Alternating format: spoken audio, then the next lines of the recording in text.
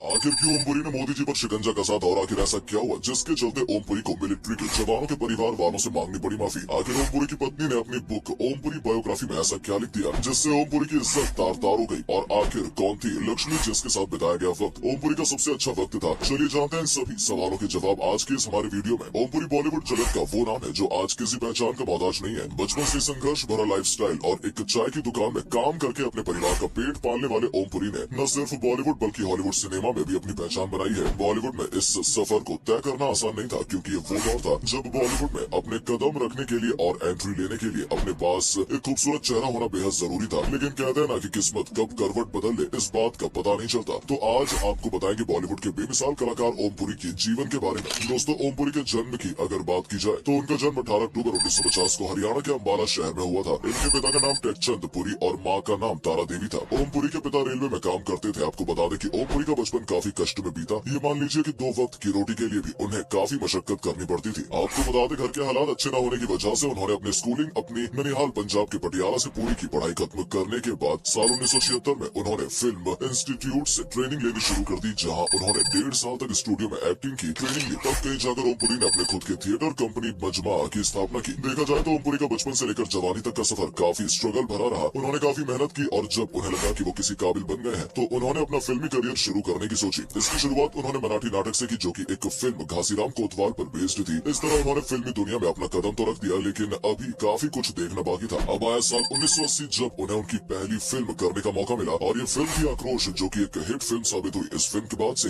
ओमपुरी ने कभी पीछे मुड़कर नहीं देखा। उनका नाम उस दशक के जाने माने एक्टरों में गिना जाने लगा जो बॉलीवुड के मजे हुए खिलाड़ी थे। ओमपुरी ने अपनी एक्टिंग से ये साबित कर दिया कि वो एक बेहतर एक्टर है और ये साबित कर दिया कि खूबसूरत होना ही सब कुछ नहीं होता। और फिल्म आक्रोश में एंग्री मैन का किरदार निभाने वाले ओमपुरी ने लोगों के दिलों में अपनी एक खास जगह बना ली। वैसे तो हम सब जानते हैं कि जहाँ पर एंग्री मैन का जिक्र हुआ है तो वहाँ हम ये समझ लेते हैं कि मारपीट होगी ही, लेकिन ओमपुरी ने इस एंग्री मैन की डेफिनेशन को ही बदल कर रख दिया। अपनी तेज आवाज और गुस्से आंखों से उन्होंने दुनिया को ये साबित कर दिया कि मारपीट ही नहीं, आंखों का डर भी मायने रखता है। आपको बता दें कि ओमपुरी ने 1980 के दशक के जाने माने एक्टरों के साथ भी काम किया, जिसमें अमरीश पुरी, नसरुद्दीन शाह, शबाना आजमी और स्मिता पाटिल जैसे फेमस एक्टर शामिल हैं, जिन्होंने उस समय की फिल्म इंडस्ट्री को एक नई पहचान दिलाई। अगर आप सोच रहे हैं कि ओमपुरी ने अपनी लाइफ में केवल एंग्री मैन का ही रोल प्ले किया है तो आपको बता दें कि ऐसा नहीं है। उन्होंने कुछ ऐसी फिल्में भी की हैं जिसमें उनके शांत और कोमल नेचर को भी दिखाया गया। हम उन फिल्मों की बात करें तो उन फिल्मों में आक्रोश, मिर्च मसाला और विदेशी फिल्में शामिल है, जिसमें साफ पता चलता है कि एक एंग्री यंग मैन के अंदर एक सॉफ्ट इंसान भी मौजूद है। साल 1982 में ओमपुरी ने रिचर्ड एंटनबरो की फिल्म गांधी में भी एक छोटा सा रोल निभाया था, जिसकी सबने काफी सराहना की। जिसके बाद फिल्म इंडस्ट्री में उनका नाम काफी ऊंचाइयों पर पहुंच गया। लेकिन ऐसा नहीं है कि उन्होंने केवल हिंदी फिल्मों में ही काम किया है। आपको बता दें उनके करियर में कुछ ऐसी फिल्में भी शामिल है जो बॉलीवुड में कुछ अच्छा कमाल न दिखा सकी, जिसमें चाची 420, प्यार तो होना ही था, हेरा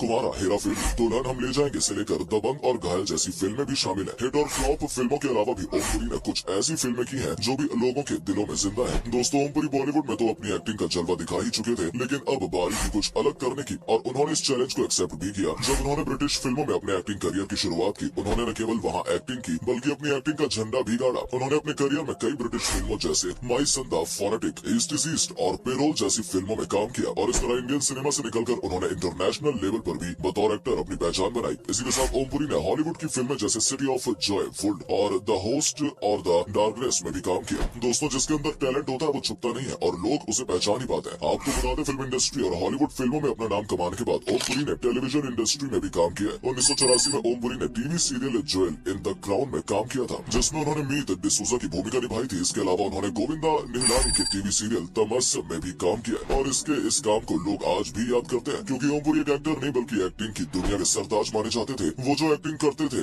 मानो यूं लगता था कि वो उसको जी रहे हो, और यही वजह रही है उनके फेमस होने की। इसके अलावा भी ओमपुरी ने टीवी जगत में कई बेहतरीन सीरियल्स में काम किया है जो काफी हिट साबित हुए। अपनी एक्टिंग के दम पर ओमपुरी का नाम तो हर जगह मशहूर हुआ ही है। इसके साथ ही उन्होंने अपने नाम कई अवार्ड भी किए। चलिए जान लेते हैं कि उनके वो अवार्ड और अचीवमेंट कौन कौन से थे। दोस्तों, उन्हें उनकी फिल्म आक्रोश के लिए बेस्ट सपोर्टिंग एक्टर का फिल्म फेयर अवार्ड दिया गया था। साथ ही आपको बता दें कि ओमपुरी ने साल 1984 में फिल्म अर्ध सत्य और साल 1982 में आरोहण के लिए भी 2 राष्ट्रीय फिल्म पुरस्कार अपने नाम किए। इसके अलावा ओमपुरी को British film my son the fanatic में काम करने के लिए साल 2004 में order of the British Empire OBC से सम्मानित किया गया था और साल 1988 में ओमपुरी ने ब्रिटिश इंटरनेशनल फिल्म फेस्टिवल में फिल्म माई संदा फेरेटिक के लिए crystal star best actor award भी जीता था। इसके अलावा ये पद्मश्री पुरस्कार विजेता भी रहे। तो इस तरह से बचपन की परेशानियों से जूझते हुए ओमपुरी ने अपने सक्सेसफुल करियर लाइफ को स्टैब्लिश किया, जहां उन्होंने अपना हर फैसला अपनी मर्जी से लिया। वैसे तो ओमपुरी फिल्मों के लिए ही जाने जाते थे, लेकिन आपको बता दें फिल्मों से ज्यादा वो अपनी पर्सनल लाइफ को लेकर भी सुर्खियों में रहे। उन्होंने साल 1991 में डायरेक्टर और लेखक सीमा कपूर से शादी की, जो कि एक एक्टर अन्नू कपूर की बहन है। ये बात और है कि ओमपुरी और सीमा की शादी ज्यादा दिनों तक टिक नहीं सकी और मात्र 8 महीने के ही अंदर दोनों ने एक दूसरे को छोड़ दिया। इसके बाद 1993 में ओमपुरी ने जर्नलिस्ट नंदिता पुरी के साथ शादी की, जिससे उनका एक बेटा ईशान है। साल 2019 की बात है, नंदिता ने अपने पति के ऊपर एक बायोग्राफी लिखी जिसका नाम था unluckily hero the story of Om Puri. इस बायोग्राफी में नंदिता ने अपने मन का सारा गुमान निकाल कर रख दिया और बायोग्राफी मार्केट में आते ही ऐसा तहलका मचा मानो जैसे कोई बम छोड़ दिया हो, क्योंकि उन्होंने इसमें ऐसे ऐसे खुलासे किए जिन्हें सुनकर और पढ़कर लोग बहुत नाराज हुए। अब आप सोच रहे होंगे कि आखिर उनकी पत्नी नंदिता ने उनके बारे में ऐसा क्या लिख दिया, जिसे देखकर और पढ़कर ओमपुरी ही नहीं बल्कि उनके फैंस भी काफी नाराज हुए। तो चलिए जानते हैं इसके बारे में। दरअसल दोस्तों, ओमपुरी की बायोग्राफी में नंदिता ने उन पर्सनल सीक्रेट्स को शेयर किया जिन्हें लोग कहने से भी हिचकिचाते हैं। उन्होंने कामवाली और एक केयर टेकर लक्ष्मी के साथ उनके लीगल रिलेशन के बारे में बताया, लेकिन ओमपुरी जैसे दिलेर एक्टर की हम दाद देंगे कि उन्होंने इन सब चीजों को एक्सेप्ट करते हुए कहा कि लक्ष्मी के साथ उनके रिलेशन काफी नाजुक थे और वो उसे खूबसूरत एक्सपीरियंस मानते थे। साथ ही उन्होंने ये बातें एक्सेप्ट करते हुए ये भी कहा कि ये एक पर्सनल लाइफ थी और इसे नंदिता को इस तरह से जग जाहिर नहीं करना चाहिए। तो दोस्तों, ये तो रही ओमपुरी जी की पर्सनल लाइफ। ओमपुरी और विवादों का संबंध हमेशा से ही चोरी और दामन का रहा है।